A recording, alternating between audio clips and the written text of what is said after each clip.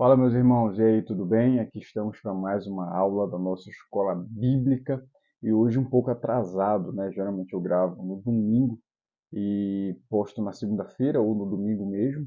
Dessa semana eu não consegui gravar antes, ocupado com alguns eventos aí da igreja. Então, estou gravando hoje, na quarta-feira, e vou postar amanhã, na quinta. Hoje vamos falar sobre a oitava lição, culto cristão e a ceia do Senhor, baseado no capítulo 11 da primeira carta de Paulo aos Coríntios, então a lição de número 8, essa lição de número 8 que nós vamos estudar hoje. E o nosso texto áureo diz assim: Porque todas as vezes que comerdes este pão e beberdes o cálice, anunciais a morte do Senhor até que ele venha. 1 Coríntios capítulo 11, verso 26. A verdade prática diz assim: a Santa Ceia é um memorial que celebra a vida, a morte e ressurreição de Cristo até que ele venha. E a nossa leitura bíblica, ela está no capítulo 11, vai do verso 23 até o verso de número 34. E como de costume, vamos ler na versão NAA, Nova Almeida Atualizada. Diz assim o texto: Porque eu recebi do Senhor o que também lhes entreguei, que o Senhor Jesus, na noite em que foi traído, pegou o pão e, tendo dado graças, o partiu e disse: Isto é o meu corpo, que é dado por vocês. Façam isto em memória de mim. Do mesmo modo, depois da ceia, pegou também o cálice, dizendo: Este cálice é a nova aliança do meu sangue. Façam isto todas as vezes que o beberem em memória de mim. Porque todas as vezes que comerem este pão e beberem o cálice, vocês anunciam a morte do Senhor até que ele venha. Por isso, aquele que comer o pão ou beber o cálice do Senhor indignamente será réu do corpo e do sangue do Senhor. Que cada um examine a si mesmo, e assim coma do pão e beba do cálice, pois quem come e bebe sem discernir o corpo, come e bebe juízo para si. É por isso que há entre vocês muitos fracos e doentes, e não poucos que dormem. Porque se julgássemos a nós mesmos, não seríamos julgados, mas, quando julgados, somos disciplinados pelo Senhor para não sermos condenados com o mundo. Assim, meus irmãos, quando vocês se reúnem para comer, esperem uns pelos outros. E se alguém tem fome, que coma em casa, a fim de que vocês não se reúnam para juízo. Amém. Até aqui a nossa leitura bíblica. Glória a Deus. Gente, a nossa lição ela tem três tópicos principais, que são o uso do véu, a ceia do Senhor e a festa da salvação. Esses são os tópicos nos quais a nossa lição se desenvolve. E a nossa lição também tem três objetivos. O primeiro é entender que a ceia do Senhor é um instrumento de comunhão com o Senhor. O segundo objetivo é identificar a ceia como uma ordenança de cunho espiritual. E o terceiro objetivo é reconhecer que cada ceia faz parte dos princípios espirituais e doutrinários para a elevação espiritual da Igreja de Cristo na Terra. Glórias a Deus! Então, essa é a nossa lição que estudaremos hoje. Antes de entrarmos na lição, gente, já quero pedir a você, se você é novo por aqui, se inscreva no nosso canal, deixe aí já o seu like para nos ajudar e comente aqui embaixo também, dizendo de qual congregação você é, de qual ministério você é e também de qual cidade você é. Eu sou o Denis, daqui de Belém do Pará, faço parte da Igreja Mãe do campo coordenado, né, pelo pastor Samuel Câmara. E nós estamos felizes em poder aqui compartilhar com os amados um pouco daquilo que a gente tem aprendido, né? Como eu falei, vou postar essa lição na quinta-feira, E como ela será ministrada no domingo, então tem um tempo bom aí para você estudar e aprender e estar apto a ministrar lá na sua igreja no domingo, certo? Gente, temos vídeos aqui no nosso canal todos os dias. Pela manhã, às 5 da manhã, fica disponível o oráculo do dia aqui no nosso canal, que é uma mensagem curta para edificar a sua vida diariamente. E nós temos também as lições da escola bíblica, que é essa que eu estou gravando agora. E ainda essa semana nós vamos iniciar também uma série de ministrações aqui no nosso canal, né? Pregando propriamente, pregando a palavra de Deus, pegando um texto e expondo ele para que os amados irmãos e amigos que nos acompanham possam também a cada dia ser mais ainda edificados na palavra de Deus. Eu quero pedir uma ajuda a você. Compartilhe esse vídeo com alguém. No final, nós precisamos bater uma meta de 2.000 inscritos no nosso canal. Temos 1.500, precisamos de mais 500 inscritos e isso só será possível com a sua ajuda, nos, nos recomendando aí, né? Compartilhando nossos vídeos para os seus amigos, tá bom? Beleza, vamos entrar na lição. A introdução diz assim, ó, o mundanismo da igreja acabou afetando o culto e refletindo na adoração. Três problemas principais surgiram na igreja em relação ao culto: a posição da mulher, a maneira que a ceia do Senhor estava sendo celebrada e o uso correto dos dons espirituais. Do capítulo 11 ao 14, Paulo trata desses três problemas. Os dois primeiros são tratados aqui no capítulo 11. Então, aqui no capítulo 11, nós vamos tratar de basicamente dois problemas que Paulo ele descreve aqui. O primeiro é o mundanismo entrando na igreja, né? O mundanismo entrando na igreja. E o segundo ponto aqui é a questão da celebração da ceia do Senhor que estava sendo feita de forma errada. Então, Paulo escreve no capítulo 11 com o objetivo de corrigir essas questões. O primeiro ponto, o primeiro tópico que nós vamos ver aqui é o uso do véu. E ele tem aqui também, dentro desse tópico, três pontos, que é extremos devem ser evitados, homem e mulher, e a mulher e o véu. Esses três pontos aqui dentro do primeiro tópico. Vamos falar sobre o primeiro ponto, que é extremos devem ser evitados, baseado no verso de número 1 do capítulo 11, que diz assim, ó, sede meus imitadores, como também eu o sou de Cristo. O que aconteceu com as mulheres de Corinto quando elas receberam as boas novas do Evangelho? A reação imediata foi abolir o uso do véu. E Paulo, porém, as exorta, dizendo que se elas orarem e profetizarem sem o véu, elas desonrarão a própria cabeça.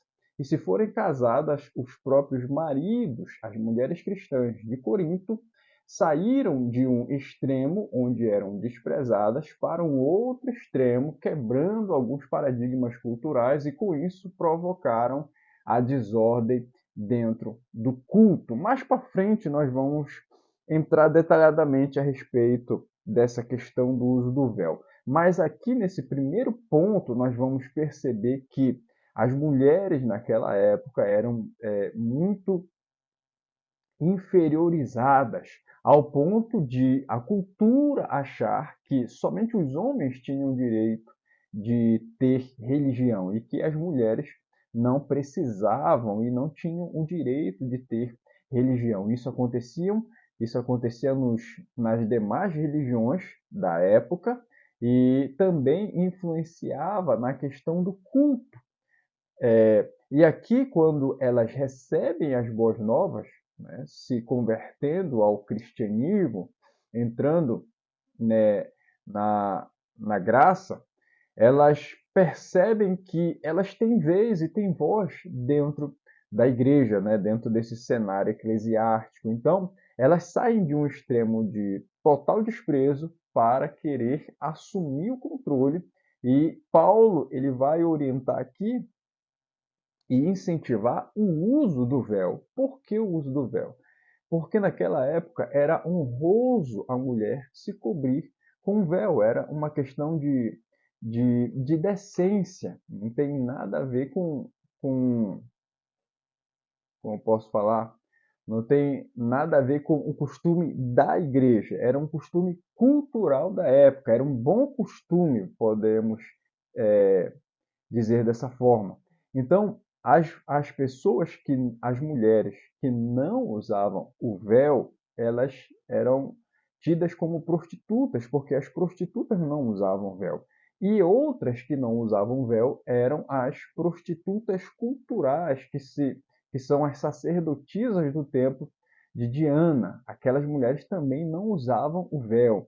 Então, quando as mulheres cristãs passam a ter vez e voz no culto, elas também querem fazer sem o uso do véu. E Paulo está dizendo: olha, é bom que se use o véu, porque se você não usar, você vai se comparar a essas mulheres que você não é. Então, por uma questão de decência, coloque o véu. Aqui no segundo ponto, vamos falar de homem e mulher, que é baseado no verso de número 11. No Senhor, todavia, nem a mulher é independente do homem e nem o homem é independente da mulher. O apóstolo Paulo mostra o padrão de relacionamento que Deus estabeleceu na comunidade cristã. Ele nos mostra também uma ordem no reino de Deus. Podemos dizer que é uma ordem lógica, pois a hierarquia divina é Deus, homem e mulher. A submissão da mulher ao homem não é uma questão de superioridade do homem ou de inferioridade da mulher, mas de respeito e a autoridade, assim como numa tropa militar funciona a hierarquia e a disciplina. Aqui dentro dessa questão, nós podemos, não vamos nos aprofundar, mas vamos entender dessa forma. Paulo aqui no capítulo 11 ele vai dizer que Deus, o Eterno, ele é a cabeça, o que decide, a autoridade sobre Cristo. Cristo sendo o Filho de Deus, está debaixo da autoridade de Deus. Todavia, o texto também vai dizer que o homem está debaixo da autoridade de Cristo, sendo assim, então, Cristo o cabeça do homem. E posteriormente, depois de Deus ter feito o homem, ele fez a mulher da costela do homem. Por essa razão, a mulher está também submissa e debaixo da autoridade do homem. Então, o homem sendo então o cabeça da mulher. E é essa a ordem hierárquica estabelecida pelo padrão da Bíblia, né? Pelo padrão bíblico. Não é que a mulher seja menos que o homem. A questão é que Deus fez primeiro o homem e deu a ele a autoridade. Então, não há o que questionar com relação a isso. A mulher é igual ao homem. O texto que nós lemos aqui do verso de número 11 vai dizer que o homem não é independente da mulher, o homem depende da mulher. Assim também a mulher não é independente do homem. A mulher depende do homem. Ambos se complementam. Então, Deus estabeleceu que seja dessa forma. Aqui no terceiro ponto, nós vamos falar mais uma vez a respeito do véu, que é o verso de número 13. Paulo diz: julgai entre vós mesmos, é próprio que a mulher ore a Deus sem o véu? Então, Paulo joga esse questionamento para eles. O comentário diz assim: ó, o véu, portanto, representa duas coisas na cultura de Corinto: a honradez e a modéstia da mulher, e a submissão ao seu marido. Neste sentido, o véu era símbolo da dignidade e da modéstia feminina. Apenas as prostitutas e as sacerdotisas cultuais dos cultos pagãos saíam em público sem o véu, ou participavam de um culto pagão sem o véu. Quando uma mulher era vista sem véu, seja na rua ou em uma cerimônia pagã, ou mesmo na igreja, essa mulher estava desonrando a si mesma, dando motivo para que a sua reputação fosse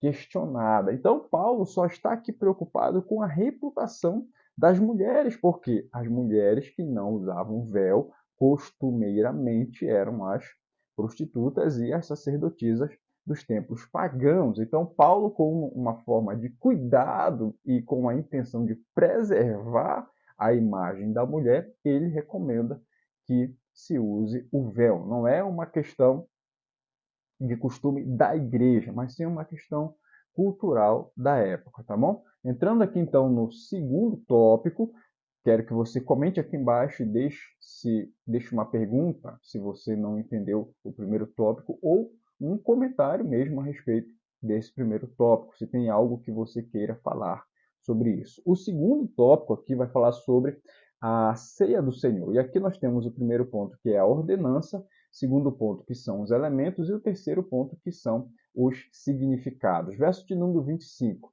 Por semelhante modo, depois de haver ceado, tomou também o cálice, dizendo: Este cálice é a nova aliança do meu sangue, fazei isto todas as vezes que o beberdes em memória de mim.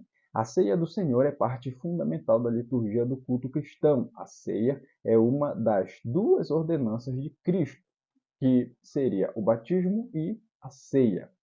Paulo exorta os coríntios, deixando claro que a ceia não é apenas uma cerimônia vazia na qual os fiéis digerem o pão e o vinho. É sim uma proeminente doutrina bíblica embasada em uma ordenança clara e direta de Jesus durante o seu ministério terreno, com objetivos bem definidos. Então, se trata de um ato de comunhão com Deus.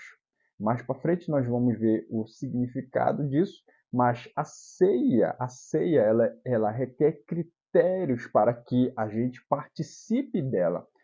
E o primeiro critério é estar batizado. Você precisa estar batizado para participar da ceia. E o segundo critério é estar em comunhão com Deus. São esses dois critérios que são necessários, basicamente, para que você participe desse memorial.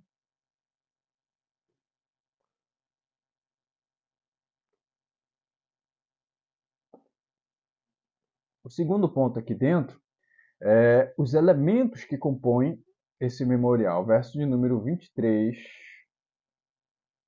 24, aliás, né? 24 e 25, diz assim, ó.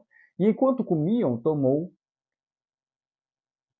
Jesus o pão e, abençoando, o partiu e lhe deu, dizendo: Tomai, isto é o meu corpo. Tomou também o cálice, dizendo: Este cálice é a nova aliança no meu sangue. Os elementos da ceia do Senhor são de grande importância para o estabelecimento da igreja. Isto é o meu corpo, verso de número 24, e no verso de número 26 ele fala: Este cálice é a nova aliança no meu sangue. Então temos aqui esses dois elementos, o pão, que representa ali, não é ele representa a carne, o corpo de Cristo, e o cálice, que é o vinho, que não é, mas representa o sangue de Cristo. Então, assim, participando da ceia, nós estamos ligados a Cristo. Esses são, né, os dois elementos da, da ceia. E entrando aqui no terceiro ponto, vamos falar sobre o significado, que é o verso de número 26 do capítulo 11. Porque todas as vezes que comerdes este pão e beberdes o cálice, anunciais a morte do Senhor até que ele venha. Devemos celebrar a ceia como um memorial no qual recordamos a vida, a morte e a ressurreição de Cristo.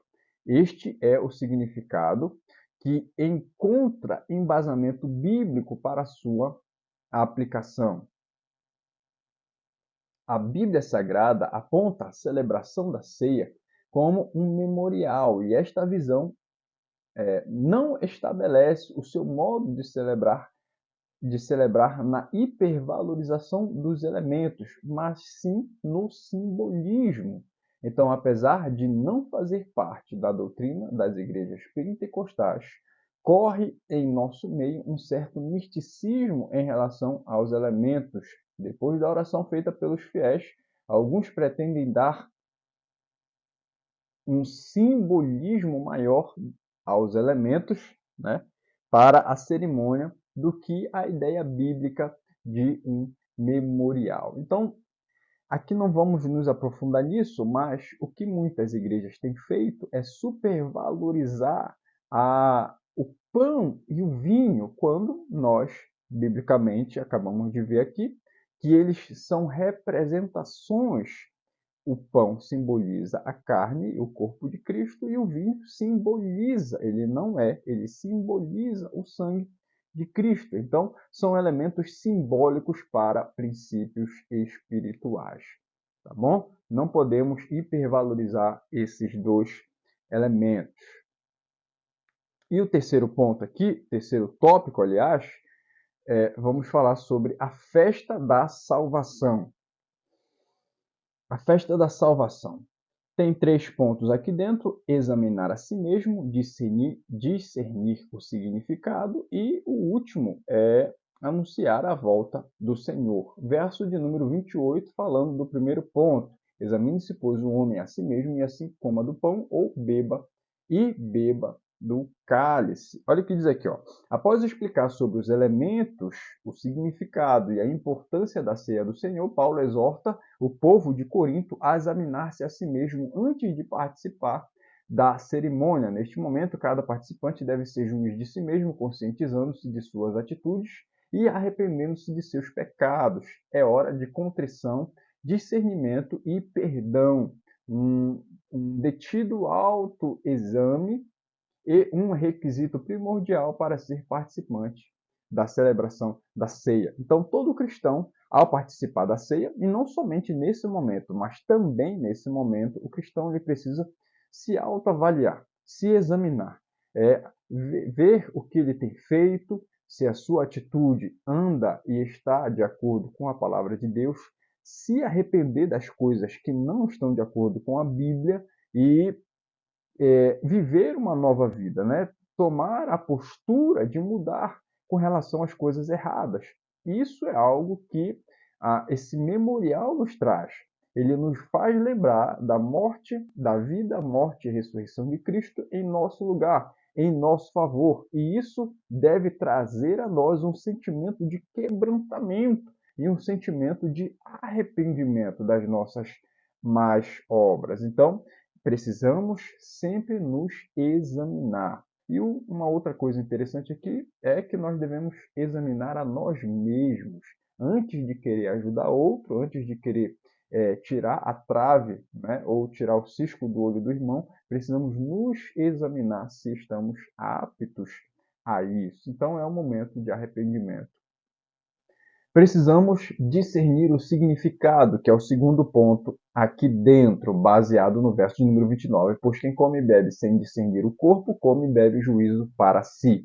A ceia, que é a nova aliança, teve origem por ocasião da Páscoa, mas não era a Páscoa, que é a antiga aliança. A Páscoa era apenas uma figura do que viria, né? Então, a ceia, ela é a nova aliança, feita no sangue de Cristo, através da morte de Cristo. Olha o que diz: a ceia tem a ver com a igreja, celebrando a morte e ressurreição e aguardando a vinda do Rei pelo seu sacrifício vicário, que trouxe de volta a realidade da comunhão com Deus conquistada na cruz. Então, olhando para essa palavra aqui, sem discernir, significa que a pessoa que ela não acredita, ou a pessoa que não dá importância ao sacrifício de Jesus, consequentemente, ela não vai dar importância à ceia. Então, quando nós participamos desse memorial, isso requer um discernimento. Nós precisamos entender que o corpo de Cristo, que o sangue de Cristo foi crucificado e o sangue foi derramado em nosso favor. Aquele que, ainda que seja batizado, ainda que participe da ceia, mas não dá importância a esses elementos, não dá importância a essa celebração, significa que ele não está discernindo o corpo do Senhor. E isso causa condenação. É o que está escrito aqui no verso de número 29. Aquele que toma ou aquele que participa indignamente, não há dignidade nele. O que isso significa? Significa que ele não se arrependeu de fato das suas obras ruins. Portanto, esse não pode participar. Ele está tomando juízo para si mesmo. E o terceiro e último ponto aqui vai falar sobre anunciar a volta do Senhor, verso de número 26. Porque todas as vezes que comerdes este pão e beberdes o cálice, anunciais a morte do Senhor até que ele venha. Nos tempos de Jesus, depois que selavam o compromisso de casamento, o noivo não poderia tomar nada que fosse produto da uva até o momento do casamento. Já para a noiva, a ordem era oposta. Ela estava liberada para beber o cálice do vinho, a fim de lembrar que em breve seu noivo voltaria. Então aqui é um costume daquela época, quando o noivo fazia o pacto de casar com uma jovem, né, com uma mulher, ele pagava ali o dote para o pai dela e ele não poderia mais beber vinho até a celebração do casamento, que seria as bodas, né? Já a noiva, durante todo o período de noivado, ela deveria beber o vinho, e toda vez que tomar o vinho, em ocasiões definidas, todas as vezes que ela fosse tomar o vinho, seria para ela se lembrar que o casamento dela está próximo e que o noivo viria buscá-la. Então, é uma metáfora, é uma figura que se aplica à igreja mediante a ceia. Toda vez que nós ceiamos, nós lembramos o sacrifício de Jesus e também anunciamos que a sua volta iminente se aproxima. Aqui nós encerramos a nossa lição. Muito obrigado por nos acompanhar até aqui. É um prazer ajudar, é um prazer ter você aqui conosco. Comenta aqui embaixo se você gostou desta aula e comenta também respondendo o questionário da nossa lição. Antes de entrar no questionário, aplicação pessoal. Diz assim: a ceia é uma ordenança do Senhor como memorial da sua morte e ressurreição. Além disso, ela anuncia a volta gloriosa do Senhor Jesus. E aqui agora nós vamos entrar então no nosso questionário, no questionário da lição, que tem 3 perguntas. A primeira pergunta é: por que a orientação paulina sobre o uso do véu pelas mulheres em Corinto? Segunda pergunta: quais foram as 2 ordenanças de Cristo em sua vida terrena? E a terceira e última pergunta é: que requisitos devemos observar antes de participar da Santa Ceia? Deixe suas respostas aqui nos comentários. Vou deixar também fixado aqui esse questionário. Mais uma vez agradeço você por nos acompanhar até aqui. Se ainda não é inscrito, se inscreva no nosso canal, deixe aí o seu like para nos ajudar. Deus abençoe a sua vida e até a próxima aula.